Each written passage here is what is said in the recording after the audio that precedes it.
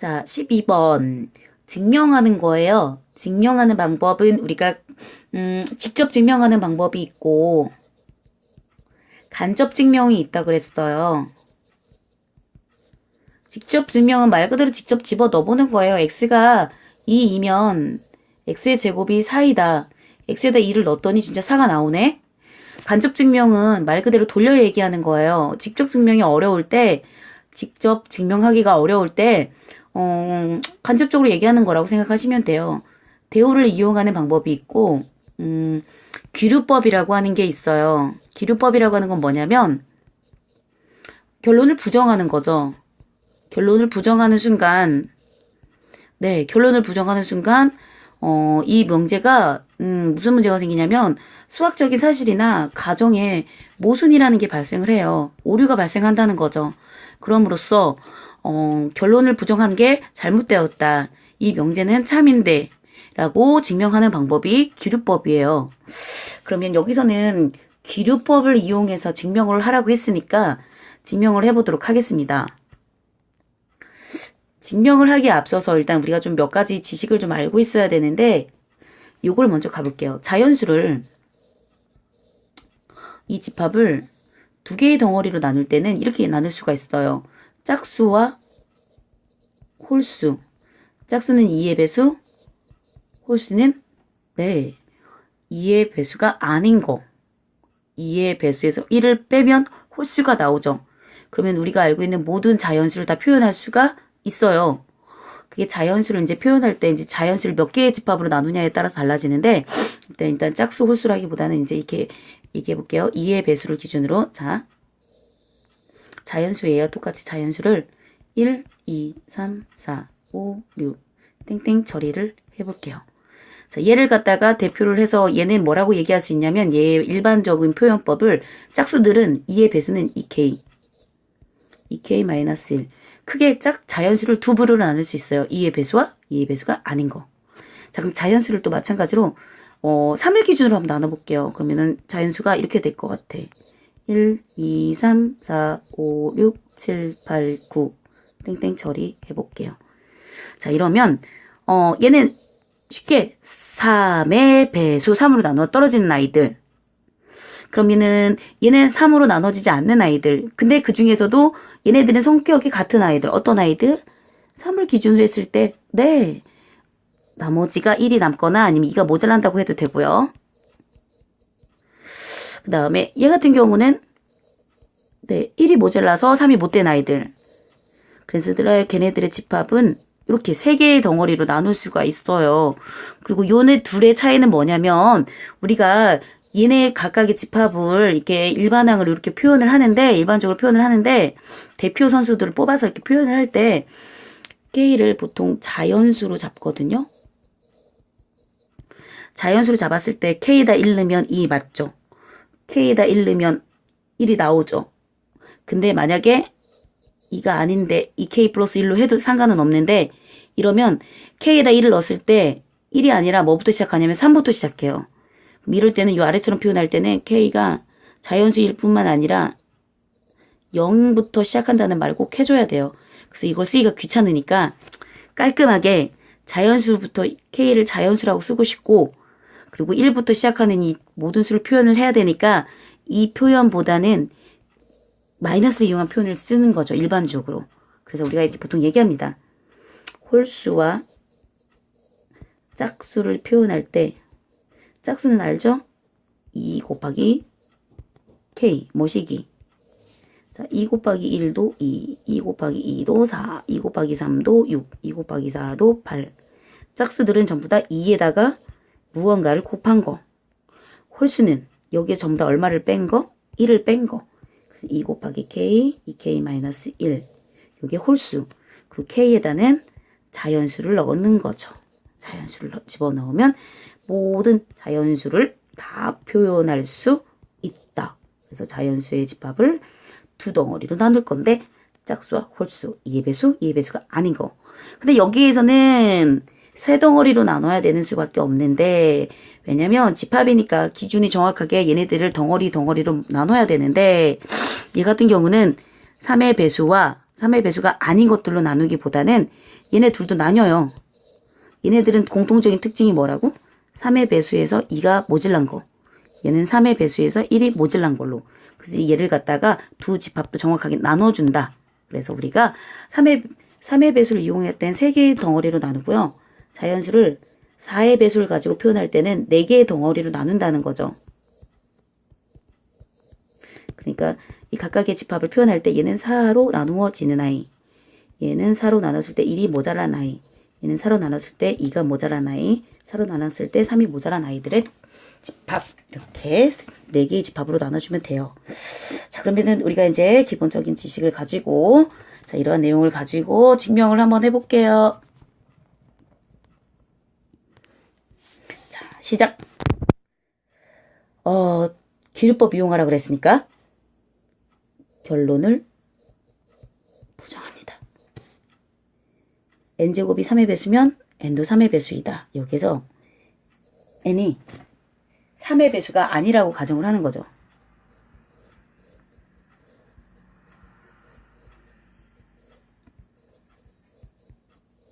가정을 하는 거예요. 3의 배수가 아니면 어떻게 된다고 그랬더라? 네, 이렇게 돼야 돼요. 첫 번째, 얘는 3k-1이거나 얘는 3k-2이거나, 그리고 여기서 k는 자연수, 얘도 마찬가지로 k는 뭐라고요? 자연수.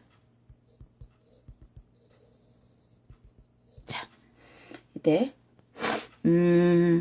n제곱을 한번 구해보도록 할게요. 그럼 n제곱을 구해보면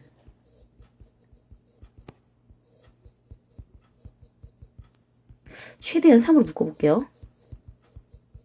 1은 도저히 묶을 수 있는 기술이 없네. 우리 이때 이걸 어떻게 해석하냐면 3 곱하기 누군가 그리고 더하기 1. 이거는 3으로 나누어서 1이 남는다는 얘기예요. 1이 남는다. 이 얘기는 3의 배수가 아니다.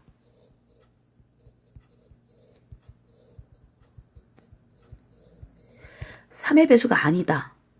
분명히 결론을 부정했더니 가정에 모순이 생겼어요. 분명히 3의 배수라고 했는데, 분명히 n제곱 3의 배수라고 했는데, 이런 걸 갖다가 나중에 뭐라고 부른다고요? 모순이라고 불러요. 자, 볼게요. 두 번째도 n제곱을 한번 해볼게요. 해보면 분명히 2가 모자랄 때도 3, 4, 12 3으로 최대한 묶어볼게요. 4는 3 더하기 1이니까 하나 묶어도 뭐가 남는다? 1이 남아요. 3 곱하기 누군가 더하기 1. 이것도 역시 n제곱이 3의 배수가 아니라는 얘기야. 결국 우린 이렇게 얘기하죠. 1도 그렇고 2도 그렇고 우리는 둘 다 n제곱이 3의 배수가 아니라고 그랬으니까 이거에 의해서 n제곱이 3의 배수라는데 배수라는 가정의 모순이에요. 이거는 이거 배수라고 했는데 이거 가정의 모순이야. 따라서 주어진 명제는 원래 명제 자체는 참인 거야. 참인 거야. 참인데 부정했기 때문에 모순이 생긴 거야. 이렇게 쓰는 걸 뭐라고 한다고요? 증명이라고 합니다. 자, 13번이요. 13번도 굉장히 중요한데요. 여러분들 얘는 산술기하 평균하고 같이 다니면서 굉장히 중요한 아이예요. 얘는 이름도 있어요. 코시 슈바르츠. 부등식이라고 불러요. 아시다시피 중요할 땐 이름이 꼭 붙이잖아요. 이름이 있다는 얘기는 굉장히 중요하다는 얘기예요. 많이 쓴다는 얘기예요. 그래서 알고 있으면 좋고요. 외워주세요. 자, 지금부터 문제 풀도록 할게요. 부등식이 성립함을 증명하여라. 부등식이 성립함을 증명할 때 기억하시나요? 이러한 부등식이 성립할 때 증명하는 방법. 첫 번째, 빼요. 뺐을 때 그게 0보다 크면 그때는 우리가 A가 B보다 크다라고 얘기하고요. 두 번째 방법은 나눠요. 나눴을 때 그 결과가 1보다 크면 우리는 이렇게 얘기하죠. 보통 A가 B보다 크다. 가장 많이 쓰는 방법이에요. 크기를 비교하는 방법 중에 빼는 방법을 가장 많이 쓰니까 이걸 권장해요. 자, 이걸 한번 볼게요. 보려면 요 앞에 있는 게 요 뒤에 있는 것보다 크다라고 그랬으니까 널 A라고 하고 널 B라고 해보면 A에서 B를 빼는 거죠. 이제부터. 빼서 그 둘이 0보다 크거나 같다는 걸 보여주는 거예요. 그러면은 해봅시다. A제곱, B제곱, X제곱, Y제곱이 있어요.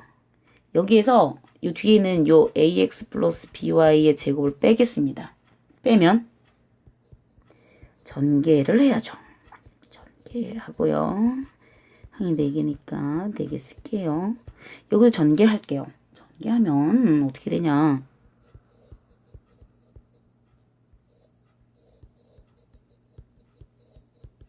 이렇게. 그럼 갑니다. 싹싹.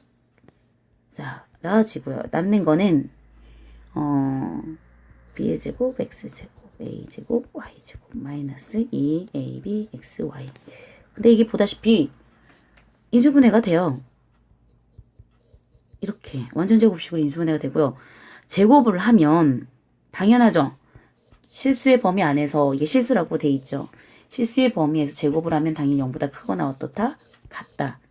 절대부동식이 성질할 때 했어요. 당연히 제곱한 거니까 0보다 커야 돼요. 크거나 같아야 돼요. 따라서 A에서 B를 뺀 게 0보다 크거나 같으면 A가 B보다 뭐하다? 크다라고 얘기할 수가 있어요. 따라서 A제곱, B제곱, X제곱, Y제곱은 AX, BY 제곱보다 어떻다? 크다. 그리고 되게 중요한 거 등호 부분 얘기해 주셔야 돼. 등호. 등호는 언제 성립한다? 네. 이게 0이 되는 순간은 어떤 순간이야? AY하고 BX가 같은 순간이죠. 그래서 이렇게 써도 돼요. AY하고 BX가 같을 때 성립한다라고 써도 되고요. 결국 이거를 갖다가 또 이렇게 해도 돼요.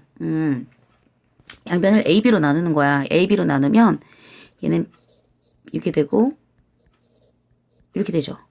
얘를 누구로 나눴다고요? AB로 나눠. 양변을 AB로 나누면 예, 어차피 A, B가 0이 아니어야 되고요. A, B 아닐 때 얘네 둘 나눌 수 있거든요. 나눠주시면 A분의 X하고 B분의 Y가 같을 때 등호가 성립한다. 그래서 요 말을 써줘야 돼요. 위에 것 또는 아래 걸. 그래서 등호가 성립할 때. 왜냐면 이거의 최대값 또는 최소값을 구하라는 문제에서 써먹는 부동식이기 때문에 최대 최소를 갖는다는 얘기는 등호가 성립할 때를 얘기하고 등호가 성립할 때 이 조건이 아주 중요하게 써먹습니다. 자, 13번에 2번. 와, 이 원 아닌가요? 원. 1차인데? 이거의 최대값을 구하래요. 이걸 어떻게 구해야 되지? 고민하지 마세요. 1의 결과를 이용하라 그랬으니까 1이 다시 뭐였는지 가봐요. A, B, X, Y가 실수일 때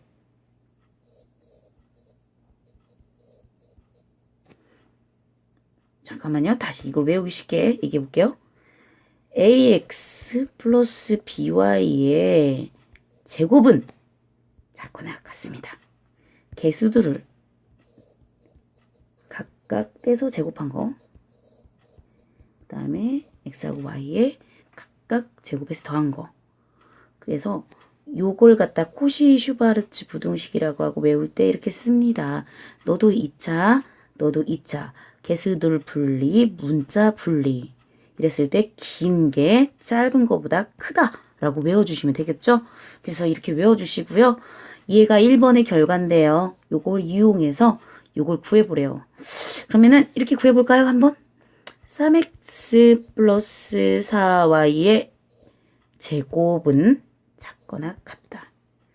3 분리하고 4 분리하고 x제곱 y제곱. x제곱 플러스 y제곱은 뭐라고 그랬죠? 여기서 9라고 했어요. 그럼 얘는 어떻게 되냐고요? 네, 25니까 25 곱하기 이렇게 되겠죠. 자, 그럼 우리가 여기서 알 수 있는 사실 3x 플러스 4y는 짜잔 제곱이니까 제곱을 없애볼게요. 제곱을 없애면 25 곱하기 9니까 네, 225고요. 225는 15의 제곱이에요. 얘가 225예요. 곱해봐요. 그럼 15가 나오죠. 그러면은 제곱이니까 누군가의 제곱이 225보다 작다. 225는 15의 제곱이다. 그럼 A는 사이 들어가야 되죠. 15하고 어디 사이? 마이너스 15 사이. 다 알고 있는 사실. 이쪽으로 옮겨주고 A 합차에 의해서 인수분해되고 인수분해하고 나면 작으니까 사이에 들어가야 된다. 기억나시죠 이제? 자, 그래서 이게 이 사이에 들어간대. 그래서 이제 얘 뭐라고 쓸 수 있냐? 이 아이의 최소라는 말을 사용할 수가 있어요. 최대값을 구하라고 그랬으니까 정답은 뭐라고 쓰면 된다? 15라고 쓰시면 된답니다. 자, 여기서 잠깐. 사실 이건 얘가 원이잖아요. 반지름이 얼마인? 3인 원이에요. 중심은 0,0이고요.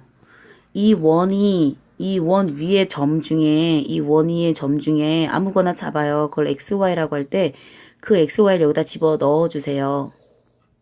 그랬을 때 얘가 가질 수 있는 값 중에 가장 큰 값. 우리는 보통 이렇게 얘기합니다. 얘가